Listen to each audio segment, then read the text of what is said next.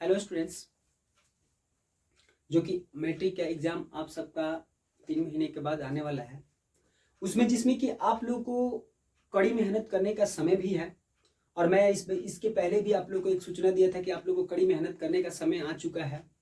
जो कि कड़ी मेहनत करते हुए अपने मान लीजिए कि जब आप 3 महीना बचा हुआ कोर्स जो कि आपके पास टाइम बचा है, जो कि उसमें क्या करना है आप सबको कि कड़ी मेहनत, यानी कड़ी मेहनत कहने का मतलब कि जिस प्रकार की एक हमने क्या किया कि टॉप 10 प्रश्न जो कि भी महत्वपूर्ण क्वेश्चन आप लोग को एमएस ज्ञान हब पर अगर 10 क्वेश्चन हम मैथमेटिक्स हो या साइंस हो या ऑल सब्जेक्ट बात किया जाए, ऑल सब्जेक्ट पे मैं रोज आप लोग को 10 वीडियो का या सब्जेक्टिव ऑब्जेक्टिव का हम कराना आप लोग को चाहते हैं, जिसमें कि भी प्रश्न जो कि आने वाला प्रश्न है, जो जिस प्रकार के क्वेश्चन को लेते हैं, क्योंकि मेहनत करना आपके जुनून के साथ पैदा होता है। जिस प्रकार की अपने माँ बाप का नाम रोशन करना, अपने गुरु का नाम रोशन करना, क्योंकि मेहनत के बदौलत ही कोई संस्था बाबू आगे बढ़ती है, या कोई भी संस्था हो जिस प्रकार की आप उसमें डेवलप करके जितना मेहनत करके आप अपने आप को एकदम सक्सेस पॉइंट के साथ लेकर भागिए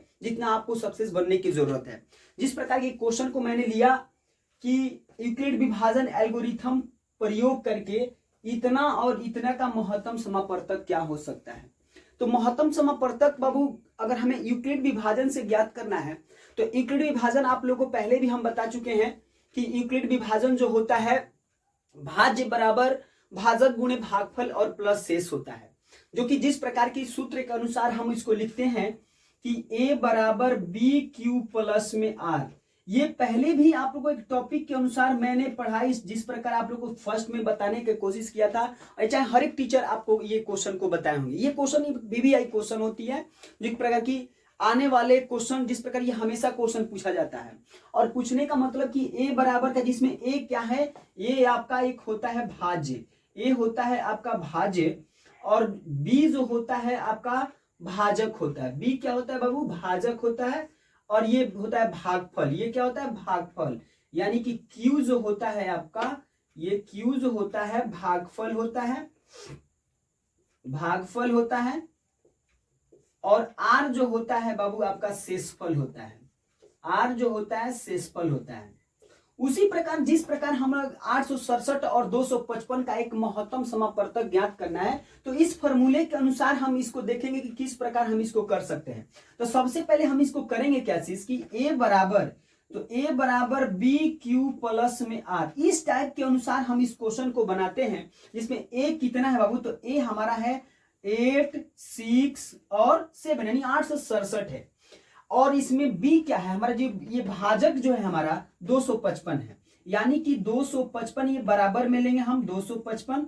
देखिए इसमें गुणा है q, तो q का मान हमें पता नहीं है। जब हमें q का मान नहीं पता है तो q के लिए हम अपना क्या करेंगे, ठीक सेम टू सेम हम इसको क्या करेंगे कि 255 से इतना में हम डिवाइड करेंगे, यानी 867 में हम डिवाइड कर लेते हैं। तो मान लीजिए कि 1 2 यानी 3 से ले चलते हैं इसको, 3 5 में मल्टीप्लाई करते हैं तो 3 5 15, और 3 से 5 में मल्टीप्लाई करते हैं तो 3 5 15, और एक होता है 16, और 3 दूना के 6, एक हासिल होता है 7।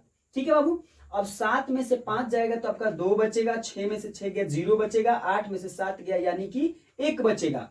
अब आपके पास देखना यह है कि हमने जब इसमें भाग दिया, यानी कि भागफल हमारा कितना निकला बाबू, हमारा भाजक यानी 255 भाजक है, तो हमारा क्यू क्या निकला, तो क्यू हमारा 3 निकला। क्यू क्या निकला बाबू, 3 निकला।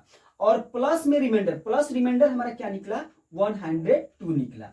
अब हम क्या करेंगे कि 102 से अब हम क्या करेंगे 255 में हम डिवाइड करेंगे, यानी भाग देंगे। यानी जब हम इसमें भाग देते हैं तो 102, यानी 102 में अगर हम इसको ले चलते हैं 2 मर्त में, यानी 2 से ले चलते हैं इसको, तो ये हो जाएगा 102, और 3 से भी कर सकते हैं, नहीं 3 से तो 3 था, 2 से ले सकते हैं, यानी कि 102 2 दूना के 4 और 10 दूना के 20, 10 दूना के ये 20 होता है, यानी कि आ गया 204। और 204 में से अब हम क्या करेंगे 5 1 और ये 5 और ये हमारा कट गया। अब यहां से क्या निकलता है, यहां से हमारा जो ये भाज्य है, तो भाज्य हमारा क्या निकला 255 55 यानी कि 255 हमारा भाज्य निकलता है।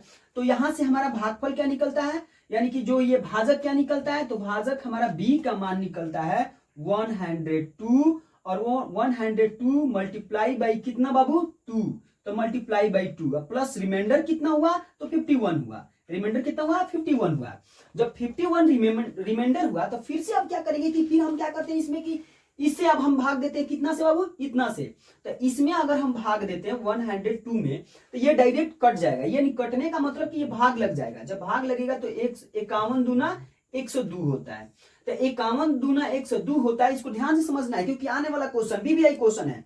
अब बीबीआई क्वेश्चन यानी कि कहने का मतलब कि 1 नंबर का क्वेश्चन ये हमेशा पूछेगा और पूछते रहता है, हमेशा बात पूछेगा। जिस प्रकार अब यहां से ये जब कट गया तो हमारा यहां से महत्तम समापवर्तक निकल चुका बाबूजी, क्योंकि अब यहां से लेंगे हम, यहां से हम भाजक हमारा कितना बनता है, यहां से हमारा भाज्य बनता है 102, यानी 102 अगर भाज लेते हैं तो इसमें हमको डिवाइड कितना, नहीं 51 से हमारा क्या है भाजक, यानी भाजक हमारा क्या हुआ 51, और 51 में अगर मल्टीप्लाई करते हैं इसमें कितना होता है, अगर रिमाइंडर हमारा क्यू क्या निकला, इसमें क्यू हमारा निकला 2 और रिमाइंडर क्या बचा रे बाबू, 0 बचा। तो अब यहां से हम लिख सकते हैं कि महत्तम समापवर्तक, यानी कि महत्तम समापवर्तक, महत्तम समापवर्तक यानी समापवर्तक कितना हो रहा बाबू, 51। कितना आ गया, 51। ये आपका इंपॉर्टेंट क्वेश्चन है, आप अब बी क्वेश्चन, यानी कि ये हमें लगता है कि सबको समझ में एक इसके बाद फिर हम दूसरा क्वेश्चन लेते हैं बाबू, ठीक है, ठीक है बाबू। आइए अब देखते हैं दूसरा क्वेश्चन, जिसमें कि हमने बताया था आप लोगों को कि यूक्लिड विभाजन से ठीक उसी प्रकार का क्वेश्चन ये आ गया। लीजिए, जिस प्रकार की यदि भाग एल्गोरिथम a बराबर BQ प्लस R में a दिया है 72, a कितना दिया बाबू 72, और क्यू दिया है 8 और तथा R बराबर दिया है 0, तो पूछ रहा है कि b का मान क्या होगा। तो जिस प्रकार मैंने बताया बाबू कि a क्या है हमारा, a हमारा भाज्य है, a हमारा क्या है भाज्य है, b हमारा क्या है बाबू, तो b हमारा है ये भागफल, यानी b हो गया भाजक, b क्या हो गया भाजक, और ये पूछा है भागफल, यानी कि भाजक यानी भाज्य बराबर भाजक गुणे भागफल अब प्लस में शेष। तो इसमें शेष भी दिया है आपका और ये भाज्य भी दिया है आपका, और ये क्यू भी, क्यू क्या है भाई भागफल दिया है, यानी कि भागफल जो है हमारा दिया हुआ है, यानी क्यू दिया है 8 और हमसे पूछ दिया कि बी क्या होगा। तो बाबू सबसे पहले आप लोग को बता दें कि जब हमारा ये क्यू पूछा है तो ए भी दिया है, तो हम किससे अगर भाग देते हैं तो ये हमारा 0, जैसे मान लीजिए कि 9 8 72, 9 8 72, तो 9 जब हम भाग दे दिए, जिस प्रकार की यहाँ पे हमको ज्ञात करना होगा कि बी क्या होगा। अगर ये दिया है भाज्य भी आपका दिया है 72 और यहाँ पे बी पूछा है वाट, यानी कि b गुणे q का मान दिया है 8 प्लस शेष रिमाइंडर। अब यहाँ पे हमको ये 8 9 72, यानी कि 9 ना होगा यहाँ पे, क्योंकि 9 से अगर हम भाग देते हैं तो ये कितना आएगा हमारा भागफल 9 8 72, शून्य क्या हो जाएगा जी, जिस प्रकार मान लिया जाए 9 से अगर हम इसमें भाग देते हैं 72 से, तो 9 8 कितना होता है बाबू 72, यानी कट गया, यानी शून्य आ गया। तो हमारा क्या हो गया, ये हमारा भाजक जो हो गया भाजक, तो भाजक यानी कि 9 है, तभी ना भागफल 8 आया और रिमाइंडर क्या आ गया 0 आ गया। तो इसका आंसर कितना हो जाएगा बाबू इस क्वेश्चन का, यानी कि ए बी बराबर हमारा हो जाएगा क्या चीज 9। अब आइए तीसरा नंबर क्वेश्चन को हम लोग देखते हैं। तीसरा नंबर क्वेश्चन क्या है बाबू, अब आप लोग को तीसरा क्वेश्चन देखिए, क्योंकि 2023 में ये क्वेश्चन पूछा है, 2022 में भी पूछा है और 2021 में पूछा है। इसके पिछले भी मैंने एक क्वेश्चन बताया जो कि वो क्या है क्वेश्चन की 2023 में भी पूछा है और 2022 में पूछा है, यानी कहने का मतलब कि ये क्वेश्चन आने वाला क्वेश्चन है, एकदम इंपॉर्टेंट है, मानिए कि एकदम बहुत ही बेहद महत्वपूर्ण क्वेश्चन है, जो कि हर एक बार ये क्वेश्चन आया है। ये क्वेश्चन जो मैंने अभी बताया आपको, ये 2023 में और 2022 में और 2021 में, यानी कि इतना इंपॉर्टेंट है। जिस प्रकार इस क्वेश्चन को देखेंगे किस प्रकार एकदम आसान से आसान समझने की कोशिश करेंगे। जैसे ये कह रहा है कि दो संख्याओं का गुणनफल इतना है और उनका एचसीएफ इतना है, तो उनका एलसीएम क्या होगा। बाबू एक फॉर्मूला है, आपको फॉर्मूले के अनुसार चलना है। यानी फॉर्मूला क्या है कि लॉसा बराबर एलसीएम बराबर लॉसा बराबर होता क्या है, दोनों संख्याओं का गुणनफल बटा में मस, दोनों संख्याओं का गुणनफल बटा में मस। जिस प्रकार की दोनों लिख सकते हैं आप लोग कि दोनों संख्याओं के गुणनफल, दोनों संख्याओं का गुणनफल, यानी कि गुणनफल और बटे में होता है मशक। मशक गुणनफल बटे में मशक एकदम इंपॉर्टेंट है, एकदम मान लीजिए एकदम इंपॉर्टेंट, याद करने का एकदम विधि है। गुणनफल दूसरे का गुणनफल इतना ही मशक हो गया, यानी कि इतना बटा इतना, इतना बटा। भाग देने का तरीका तो आप लोगों को पता है, जब हम इसमें भाग देते हैं 17 से इसमें भाग देंगे, ये कट जाएगा 510, आंसर हमारा करेक्ट। अब आइए हम नेक्स्ट क्वेश्चन देखते हैं 4 नंबर। बाबू अब नेक्स्ट क्वेश्चन हम लोग चौथा नंबर क्वेश्चन को देखते हैं, जिसका कह रहा है कि 96 का एक अभाज्य गुणनखंड क्या होगा। ये भी क्वेश्चन आपको 2022 में भी क्वेश्चन ये पूछा गया है, जिस प्रकार की इसको करना क्या है, कुछ नहीं, 96 का एक अभाज्य गुणनखंड। क्योंकि बाबू बहुत से बच्चे कहते हैं कि सर ये एलसीएम लघुत्तम भी मैट्रिक में आता है। बाबू मैट्रिक में तो एलसीएम यानी 1 से लेकर तुम्हारा 10 तक का पढ़ाई उसमें, यानी कि 1 से लेकर जोड़ घटाव गुणा भागा, ये पूरे चीज आपका एग्जाम में पूछेगा। ये नहीं कि आपको एलसीएम ही पूछे, एलसीएम भी पूछ सकता है, आपका गुणनखंड महत्तम समापवर्तक भी पूछ सकता है, ऐसा नहीं है कि नहीं पूछ सकता है। देखिए बाबू आप लोग जिस प्रकार की इसका हम 96 का करते हैं, तो 96 का अगर हम करते हैं तो इसको जिस प्रकार की हम लोग 2 से इसको कटाएंगे तो 2 से कटेगा तो 48 होगा। फिर अगर हम 2 से कटाएंगे तो ये 24 होगा। फिर अगर हम 2 से कटाएंगे तो ये हो जाएगा हमारा 12। फिर हम 2 से कटाएंगे इसको तो ये हो जाएगा 6। फिर अगर 2 से कटाएंगे तो ये हो जाएगा हमारा कितना, 3 हो जाएगा बाबू। अब हमको ये देखना है कि इसमें कैसे कैसे करना है, यानी कि हमको देखना है कि 2 गुणे 2 गुणे 2 गुणे 2 गुणे 2, यानी कि 5 बार, 1 2 3 4 यानी 5 बार, अब गुणे 3। अब गुणा करते हैं, 3 दूना 6, 6 दूना 12, 12 दूना 24, 24 दूना 48, 48 दूना 96, यानी कहने का मतलब इसका कि 2 के पावर 5 और गुणे 3 के पावर 1, ये मेरा आंसर हो गया।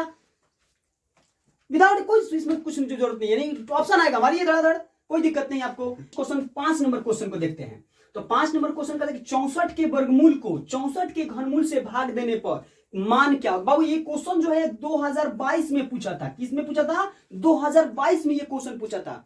और 2022 जो ये हमारा क्वेश्चन 2022 में पूछा था, 2022 में ये क्वेश्चन कह रहा है कि 64 के वर्गमूल को 64 के घनमूल से भाग देने पर मान क्या होगा। तो मान हम बाबू देखो, क्योंकि वर्गमूल आपने 8 क्लास में पढ़ा होगा, 8 क्लास में वर्गमूल 64 का वर्गमूल आपको मुखर याद होगा, यानी 64 का वर्गमूल बाबू होता है कितना, 8। 64 का वर्गमूल कितना होता है, 8 होता है। उसी प्रकार 64 के घनमूल कितना होता है बाबू, तो 64 के घनमूल जो हम निकालेंगे, यानी कि मान लीजिए 64 है, ये वर्गमूल हो गया, तो 64 के वर्गमूल यानी कि 64 के घनमूल से भाग देना है, तो 64 के घनमूल बाबू कितना होता है, 4। यानी कहने का मतलब कि 4 गुणे 4 गुणे 4, 4 चौके 16, 16 चौके 64। घनमूल का नियम क्या है बाबू, 3 गो में 1 हो, 3 गो में 1 हो, यानी कि हमारे घनमूल कितना आ गया, 4, यानी 3, 4 के पावर कितना है, 3, तो 3 क्या हमारा घनमूल है, यानी करनी है, यानी कि हम कह सकते हैं कि 64 होल अंडर रूट, यानी कि ये कितना, 4 के क्यू और 4, ये हो गया हमारा घनमूल, यानी घनमूल बराबर कितना हो गया हमारा 4। घनमूल कितना हो गया,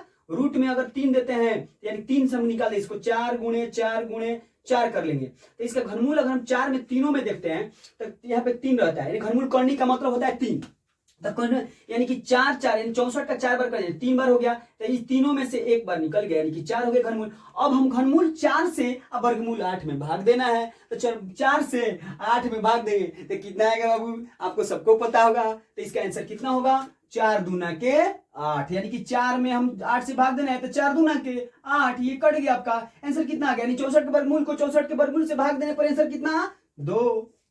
दैट्स ऑल। अब हम 6वां क्वेश्चन को देखते हैं, आइए देखते हैं उसको। आइए बाबू और हम 6 नंबर क्वेश्चन को देखते हैं। 6 नंबर क्वेश्चन क्या कहता है कि निम्न में कौन सी अभाज्य संख्या है। तो अभाज्य संख्या और सम संख्या और विषम संख्या आप सभी लोग जानते हो बाबू। जो अभाज्य संख्या का मतलब क्या होता है, जो संख्या स्वयं से और 1 से कटे, यानी कि स्वयं से वो संख्या कटे और 1 से कटे, उस संख्या को हम अभाज्य संख्या कहते हैं। यानी कि जिस प्रकार ये इसमें ऑप्शन दिया है बाबू, ऑप्शन क्या है आपका, पहला नंबर 29 दिया है, दूसरा नंबर 25 दिया है, तीसरा नंबर 16 दिया है और चौथा नंबर 15 दिया है। बाबू इसमें देखना क्या कि अभाज्य संख्या, मैंने बोला कि जो संख्या स्वयं से कटे और 1 से कटे, यानी कि इसका आंसर क्या हो सकता है बाबू। जिस प्रकार ये मान लीजिए हम 29 को देखते हैं, चाहे हम 25 को देखते हैं, पहले हम इसको 16 को देखते हैं पहले, उसके बाद हम 15 को देखते हैं।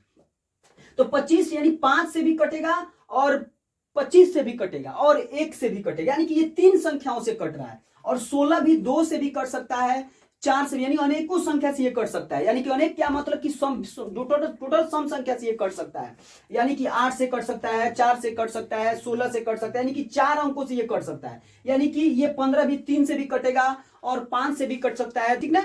उसके बाद हम क्या करेंगे कि इसमें 29 को देखें। 29 क्या है संख्या कि 1 से, स्वयं 1 से कटेगी, इसलिए इसका आंसर कितना होगा बाबू, 29।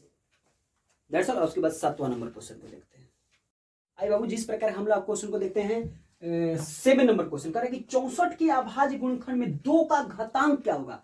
तो घातांक जो होती है करनी बाबू आप लोग, घातांक का मतलब घात, घातांक का मतलब क्या होता है घात, यानी अभाज्य गुणनखंड का कहने का मतलब कि जिस प्रकार की अगर हम 64 के घातांक निकालना चाहते पहले इसको अभाज्य गुणनखंड करते हैं। तो 2 से करेंगे तो हो जाएगा 32, फिर 2 से करेंगे तो ये हो जाएगा 16, और फिर 2 से करेंगे तो ये हो जाएगा बाबू 8, फिर 2 से करेंगे तो ये हो जाएगा 4, और फिर 2 से करेंगे तो ये हो जाएगा हमारा क्या चीज 2, और 2 से करेंगे तो 1। यानी कहने का मतलब कि इसका घातांक ये क्या हुआ, तो 64 यानी कि 1 2 3 4 5 6 यानी कि 2 के पावर 6, 2 के पावर 6, यानी घातांक इसका कितना बाबू हो गया आपका, यानी कि घातांक पूछेगा इसका, तो हम कह सकते हैं इसका घातांक क्या है 6 है। आइए नेक्स्ट क्वेश्चन हम 8 नंबर क्वेश्चन को देखते हैं, ठीक है। आइए बाबू आप हम देखते हैं क्वेश्चन नंबर 8।